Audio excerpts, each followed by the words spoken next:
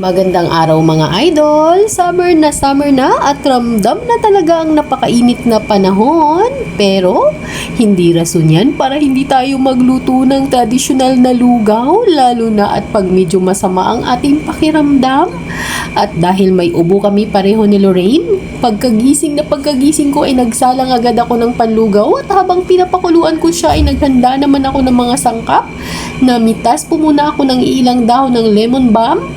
Kung hindi kayo pamilyar sa lemon balm, kapamilya po siya ng tanglad at ang kaibahan nila, pwede mo kainin ang mismong dahon at napakabango po nito.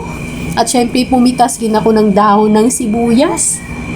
Masarap talaga sa pakiramdam pag napapakinabangan mo na ang mga itinatanim mo. At naniniwala na talaga ako sa kasabihan na pag may itinanim, meron kang aanihin mga idol. At sinimulan ko na ngang hiwain itong ibang mga sangkap, ang luya, sibuyas, at meron din tayong dahon ng sibuyas, pati yung pinitas natin na lemon balm, ay ihahanda na natin yan para pag maluto na yung ang ating lugaw, ay isusunod na natin yung paggisa ng ating mga sahog mga idol. So ayan, ready na. At ayan, hindi na ako naghiwa ng bawang dahil fried garlic ang ating gagamitin mamaya. So ayan, ready na yung ating lugaw. Sisimulan na natin yung paggisa. Itabi muna natin yan siya saglit para maigisa na natin yung mga sahog ng ating yummy lugaw for today mga idol. So simplihan lang natin. Madali lang naman yung pagluluto. Basic lang to mga idol. So inuna lang natin yung ating luya.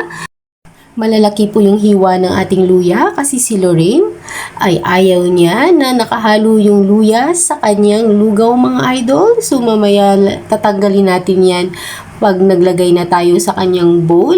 At ayan, nilagay na rin natin yung ating chicken. At syempre, more paminta. Kasi masarap po talaga yung merong kunting kagat ng anghang yung ating lugaw. At syempre, tapos na yung ating ginisang sahog. So, ibalik na natin yung ating lugaw ulit sa apoy at ihalo na natin yung ating ginisang sangkap mga idol.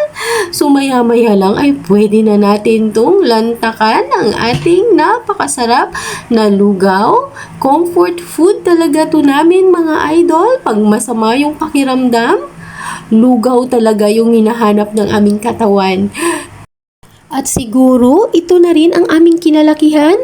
Every time na may lagnat, masakit ang tiyan, may ubo, may sipon, meron lagi lugaw na handa ang nanay.